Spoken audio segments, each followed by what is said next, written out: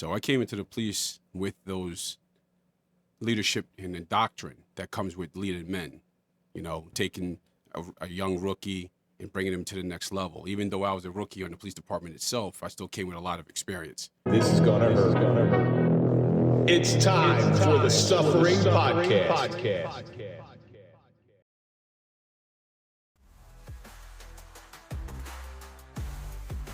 We enter into our life of service, wanting nothing more than to make a difference, seeing all the pitfalls and problems of daily home life. Responding to call after call gives us a vision of home life that is the antithesis of wonderful and happy. Our proficiency in handling situations where the right answer is rarely cut and dry becomes acute and well-rounded. We enter into a procedural comfort zone, allowing us to handle most situations.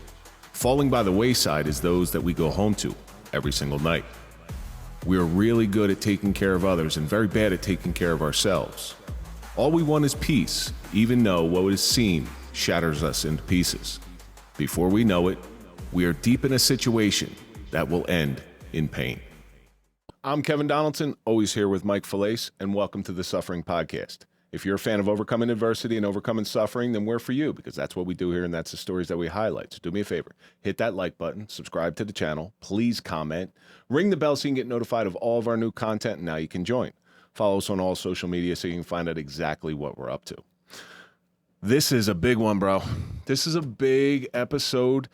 I have a guy, we've known each other for almost 25 years, my brother, my friend, and that's Freddie Mitchell. I recently reconnected with you, and I'm so grateful. I'm so grateful to have you in here. Thanks for coming in, bud. Yeah, absolutely, Kevin. It's been a pleasure. It's like a godsend. I've seen you out here doing your thing and stumble upon you doing your work. Who would have thought? We've been around for a long time, and on the job, it's like I'm ID 57, you're 58, came in 6 months apart, and we've been chopping it up ever since. We've been through some ups and downs. Shared the same car. Same car for a while. Same yeah. car. Yeah. We're going to get into a really deep story, because Freddie has his whole backstory, and then there's the part of it where this man here saved my life. Before we get into anything, let's throw a big shout out to our marquee sponsor. That's Toyota of Hackensack. We don't trust anybody as police officers, but we do trust them. So go to toyotahackensack.com. So Freddie, each week we take a question from our audience. This question comes from Retro54. Why do you think guys like us find peace in helping others? I know you're that type of guy. I know you find peace in passing what you've learned on to other people. Why do you think that is? What is it, something you're born with, or is it something you develop? I think with most of us being police officers, we come with an inherited position, a disposition in our character that puts us, either it comes from childhood growing up, some things that we might have been too weak to handle when we were young.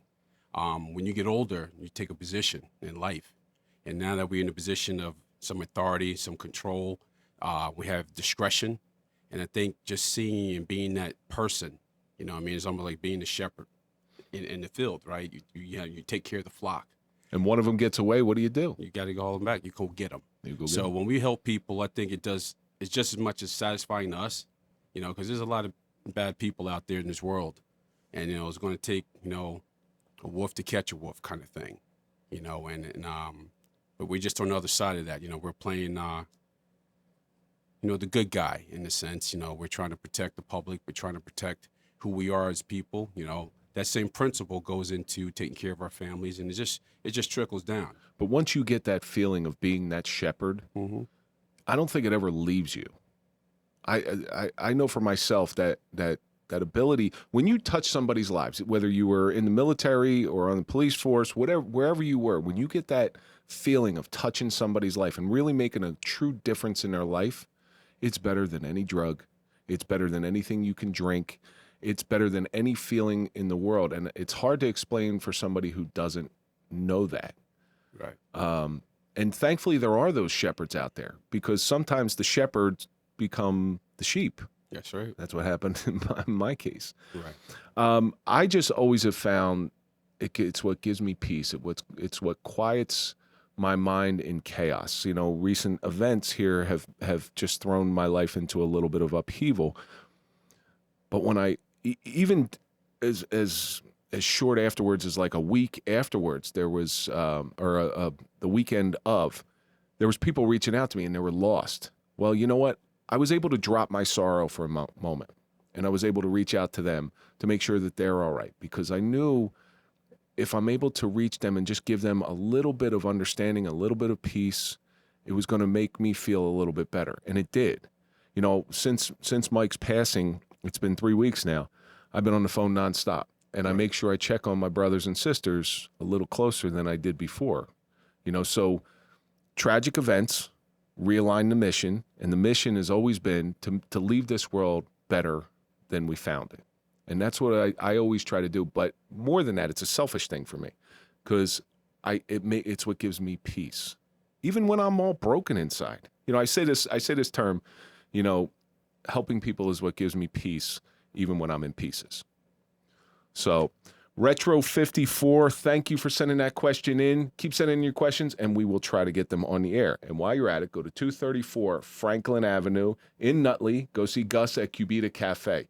Some of the most delicious food. I was just there. I brought my whole family over there. And here's the best advertisement I can give. My 14-year-old son sat down there and had one of the sloppy Cubans, and he's about to graduate 8th grade, and he says, "Hey, Dad, after we graduate, can you take me to lunch here?" That's what this place does. Most delicious food, family, and like Gus says, he's not in the food business, he's in the people business. So go to 234 Franklin Avenue in Nutley. Go see Gus at Cubita Cafe. Man, it's been a long time we known each other, brother. Yeah, it's like, where do you start? You know, when you're looking at bringing that peace that comes with, you know, our relationship and, you know, coming on the job and then having a secondary family. It's what we, you know, how we position ourselves. You know, we spend more time at work than we do home.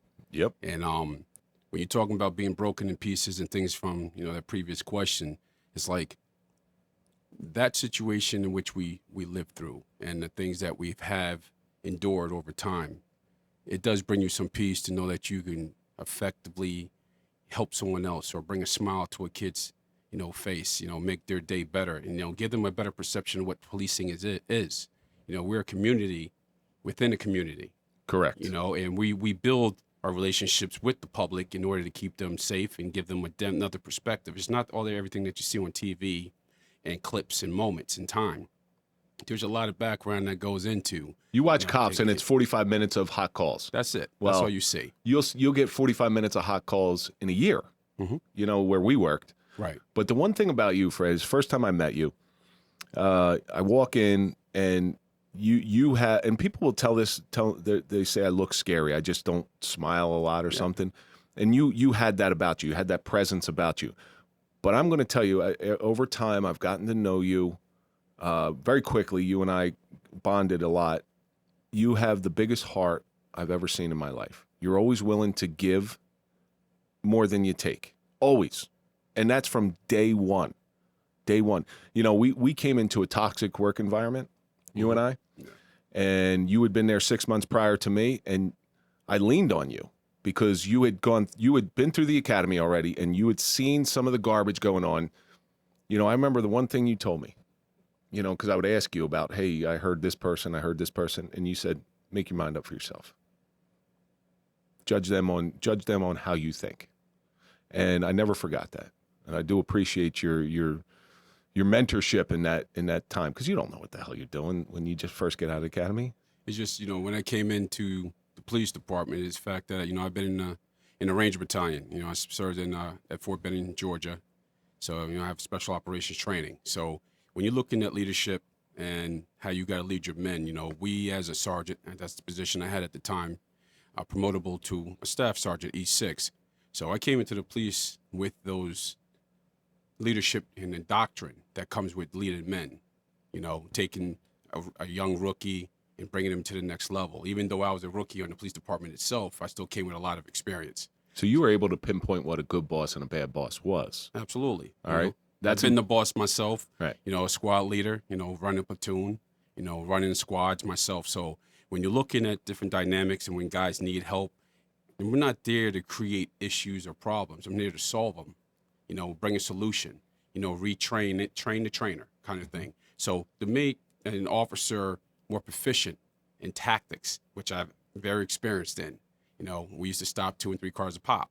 You were just remnants in the mirror of what I used to do. you were doing the same, if not more. So you were like a master at it. You just grew and you became that better officer in a tumultuous situation. So when you're looking at the progression of policing, it's always got to progress with the times. And, we have an archaic kind of situation where you have old school is not meeting or being educated to the new way of policing, being proactive, being reactive. Those things matter, especially when you got a young department and you're trying to cultivate new ideas. You're running old SOPs against a new regime, and then you got new policies, and you got very new, different type of ways of policing. So when you're looking at how you have to handle the public and you're dealing with the dynamics and the diversity in the towns, I have to deal with a lot of that. I got to be able to bridge my environment to the new environment I'm in. And then I got to take military experience, and then I got to pull that back. And how's that work here?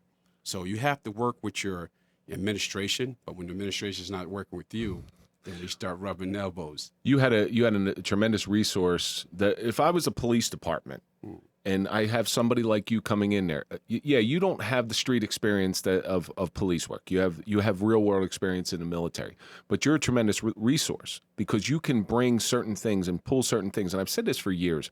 Guys coming out of the academy, they don't have the true blue experience, but they have something that the older guys don't have. They're more well versed on 2C. They're in much better shape. They're younger. They're more aggressive. They're more proactive. All these different things. But unfortunately, where we worked, I was told, you don't know this job until 5 years. And I'm thinking to myself, well, you believe it when you're young, but then you're like, well, in 5 years, it's just going to be a snap of a finger and I'm going to know this job. No, it's not what it is. When you had certain bosses, there were some of them in there that said this exact thing to me. Well, you know 2C better than me. So if I have a 2C question, I'm going to come to you. Cool. All right. I'm happy to help. I'm so thrilled to help. But unfortunately, you had some of the old school guys that were just like, you're just a rookie, which I hate that word. The problem is it's like each generation doesn't understand that it's like when I'm an elder, right? And then you're looking at the younger, individuals coming up. Each one helps each other. Yeah. See, when being young, as you said, coming out of the police academy, when looking at the 2C, we got the most updated information that you're going to have, right? So, but as us being elders or experienced veteran police officers, you're also teaching them how to be a lot more proficient as a rookie. We get the new doctrine, they get them experience through us. And if you work together, God, you could have a beautiful thing, right? So when you have that constant friction of like power, I think it's ego. It's ego too. I think it's ego. It's because we have the power and with the authority, but you got to know how to use it and implement it the proper way. Because you have to use discretion, discernment, things like that. So when you're looking at people and individuals and people going through things in life, you got to be human when you're being a police officer. Just when you put on a police uniform doesn't give you carte blanche. Some people in our department believe that. You're not. You're walking around like you God. You're not God. No. You're a man or a woman that's putting on the uniform and the pants. You're dealing with people that got families and kids and children. Things like that. People got hard times and frustrations and things and bad days at work. So we're not there to keep adding on. You got to be almost like a street counselor sometimes. You got to be there to enforce the law, but use your discretion to make the right decision. It was put to me this way. And it was a gentleman named Terry, who you know who Terry is. He said, be corrective, not punitive. When I heard that, something in me clicked. Right. And I never forgot that. And so I used the remainder of my time in the police department to be corrective and not punitive.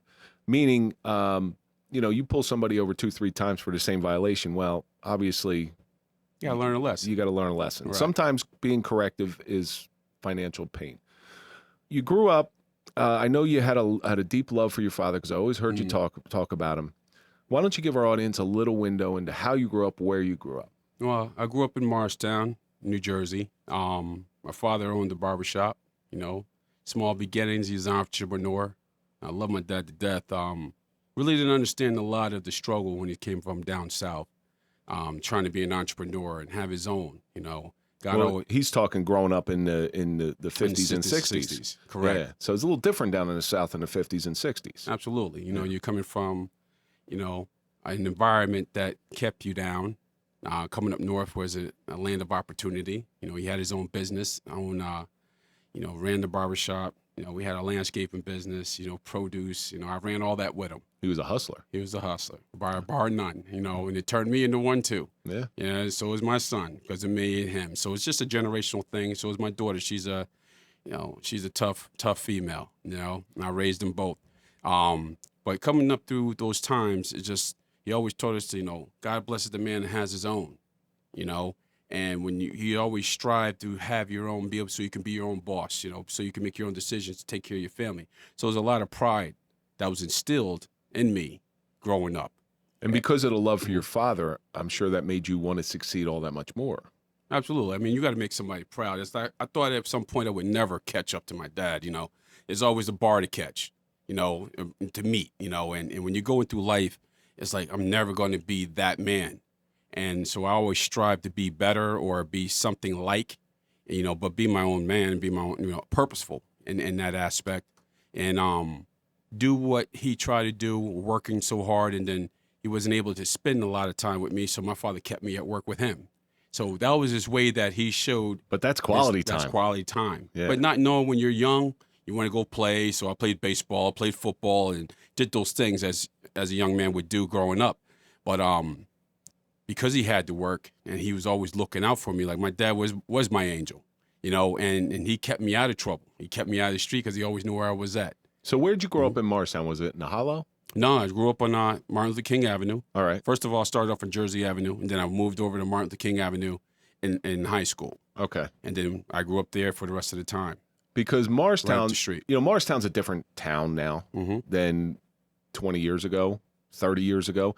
There was parts of Morristown that were a little sketchy, a little sketchy. Now it's I guess you would call it gentrified, but it's $1 million homes and high rises and all that stuff. Well, it's just, when you're looking at Morristown, there's always been a split and divide.